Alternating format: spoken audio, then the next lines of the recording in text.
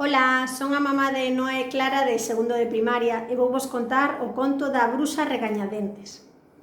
Había unha vez tres irmáns que pasaban o día brincando dun lado para outro. Súa nai dicíalle sempre: non vaiades ao bosque, alá no medio vive unha bruxa con dentes de ferro que come os nenos e cos osos fai o valado que rodea a casa.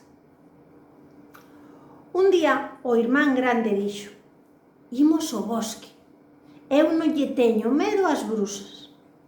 Eu tampouco, dixo o mediano, pero o pequeno, asustado, avisou: mamá dixo que non fósemos. Non sesas cagainas, dixo o irmán grande, e alá marcharon os tres. Andando, foron adentrándose naquel bosque. Oscuro, enorme, extraño. O vento asubiaba entre as polas e as sombras facíanse cada vez máis longas. Os tres empezaron a sentir moito medo, pero ninguén sabía como volver á casa. Entón o pequeno dixo: subirei a unha árbore a ver se podo descubrir o camiño. Dende o alto da árbore viu unha luz dunha casa. Alá ao lonxe, baixou a presa e díxolle seus irmáns: esa debe ser a casa da bruxa. Que vai ser? Díxolle o irmán grande.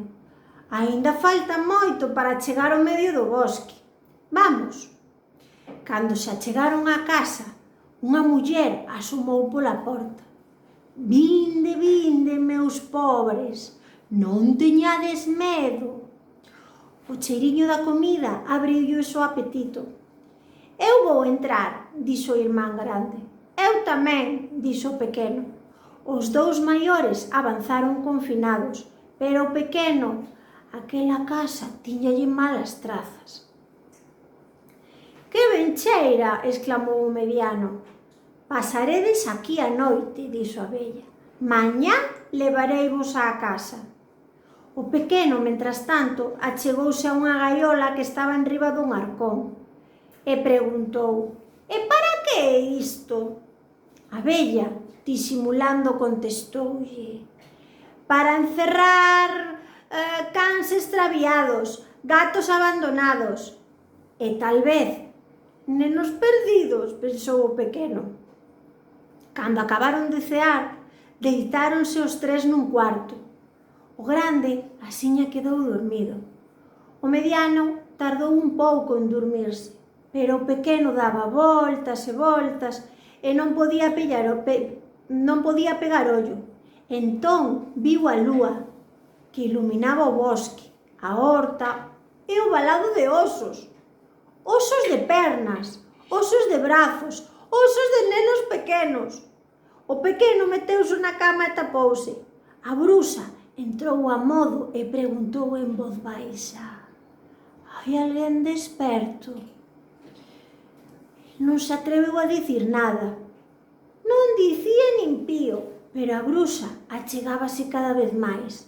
E cando xa estiraba a man para retirar as sábanas, o pequeno asomou o nariz e dixo: eu estou esperto.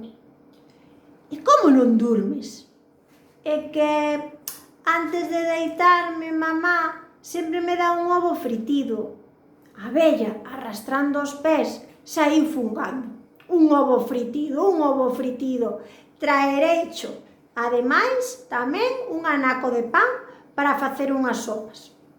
O pequeno comeu o ovo e deitouse, pero imposible dormir. Ao pouco, a bruxa volveu preguntar: hai alguén experto? Eu. É que polas noites, mamá, tamén me dá figos pasos. A vella, rosmando, foi buscar os figos. O pequeno tremía de medo e outra vez apareceu a bruxa. Hai alguén experto? Eu. Pero que demoche pasa agora? É que miña nai sempre me trae auga de pozo nunha peneira e despois de beber durmo axiña. A vella, botando pestes, deu media volta. Cando Cando lle dobrou a culler na peneira, caeulle a pastilla de xabón. Os meus obxetos máxicos, exclamou, será mellor que os garde. Deixou o xabón, un peine e un coitelo e foi buscar auga. En canto o pequeno oíu a vella saír, gritoulle aos seus irmáns: «Espertade, espertade, esta é a casa da bruxa!» Os irmáns abriron os ollos sobresaltados, pero antes de saír correndo, o pequeno dixo: A bruxa deixou uns obxetos máxicos na cociña, vounos buscar.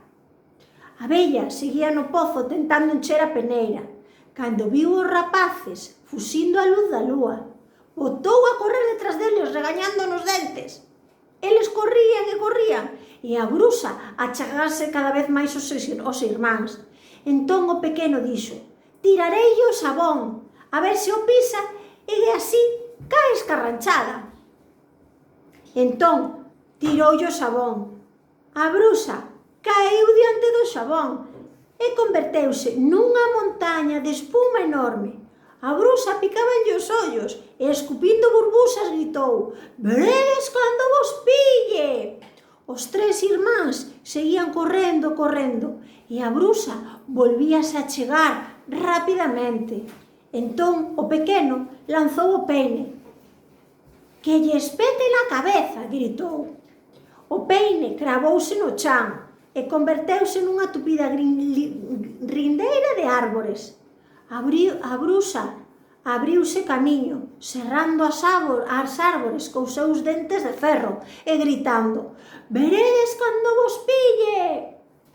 Cando xa a bruxa estaba a punto de atrapalos, o pequeno lanceulle o que lle quedaba, o coitelo. «Quen me dera que lle cortara un pé!» gritou. O coitelo foi caer xusto diante da bruxa e o abriu unha fenda longa e profunda. Así que era imposible saltar. Os nenos non pararon de correr ata que conseguiron saír do bosque. E a bruxa, coa cabeza gacha e arrastrando os pés, foise para a súa casa e ali quedou para sempre.